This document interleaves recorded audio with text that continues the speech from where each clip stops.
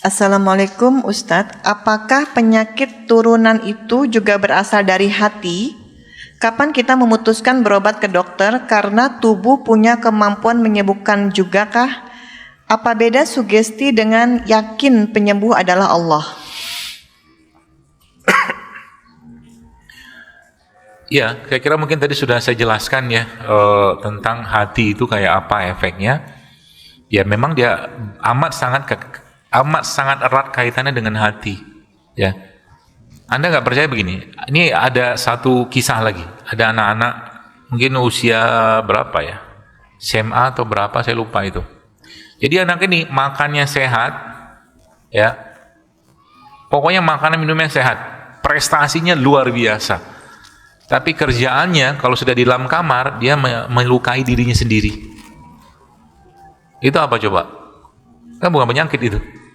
Ya, tapi mungkin bisa jadi kurang dialog, kurang kasih sayang dengan orang tuanya, atau mungkin kurang ngobrol juga bisa. Karena anak-anak pada umur tertentu bisa jadi bukan doktrin, tapi dialog. Butuhnya dialog, jadi diajak ngobrol. Ya, seperti itu. Jadi hati itu ya kunci semuanya. Maka sesuai dengan hadis tadi sebenarnya. Jadi setiap organ tubuh kita ini punya emosi, itu yang saya pahami. Ya. Makanya pengendalinya dia, si hati itu, heart gitu kan. Kalau dia bagus ya tentara semua ikut-ikutan bagus. Ya, tapi kalau dia sudah bermasalah, tentara pun ikut bermasalah. Ya, jadi penyakit sampai ke autoimun pun itu akan ada kaitannya dengan ini, autoimun. Ya, contohnya kayak rheumatoid arthritis itu ada kaitan. Yang saya pelajarin ya, ternyata ada kaitan dengan ini. Jadi hati-hati dengan hati. Ya. Nah, pertanyaannya kapan kita berobat? Urusan berobat itu sebenarnya kan berobat kemana aja lah ya. Jadi soalnya gini, ada orang tanya sama saya gini, dok saya punya lipom itu tumor lemak. Saran saya ke mereka apa? Ya udah bawa ke dokter bedah, dioperasi sebentar selesai. Cuma pertanyaannya kenapa muncul lipom?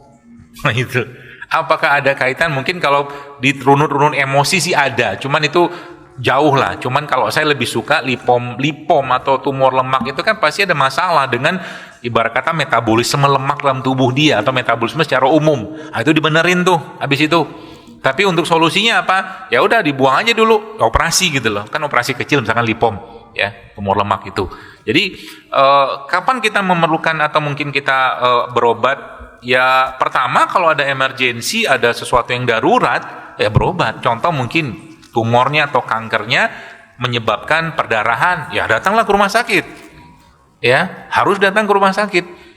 Ya. Diapain? Ditransfusi kayak diperbaiki kondisinya misalkan gitu. Atau mungkin lagi ada masalah, mungkin terlepas di penyakit hatinya apapun ya. Misalkan kejang-kejang, bawa ke rumah sakit lah.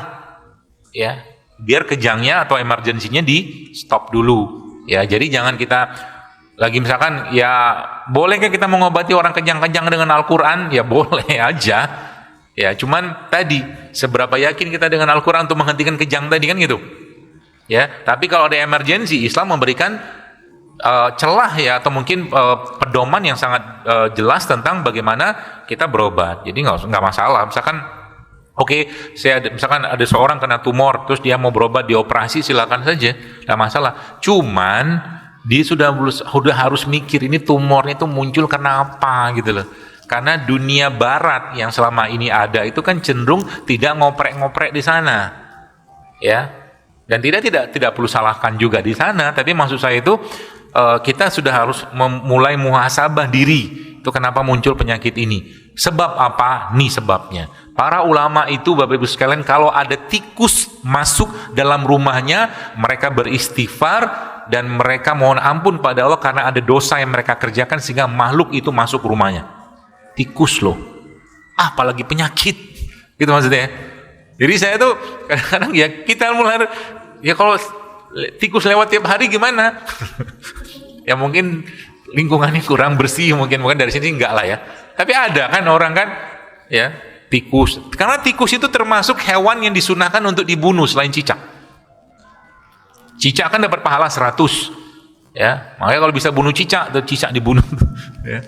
Pahala tuh ya. Tikus juga termasuk yang diperintahkan Nabi untuk dibunuh atau tidak sebutkan secara spesifik tikus, tapi hewan yang berpotensi memberikan bahaya ke rumah. Misalkan ya, kita zaman dulu kan rumah-rumahnya kan pakai lampu api gitu loh, lilin atau apalah gitu kan. Nah itu kalau hewan itu lewat, jatuh, kebakar. Nah itu makanya disunahkan itu untuk dibunuh, ya. Jadi penyakit juga sama, ya tadi mungkin urusan misalkan kita mau berobat, ya ambil saya yang kita paling yakin mau berobat kemana. Tapi catatannya apa? Catatannya jangan sampai yang melanggar syariat, ya, gitu.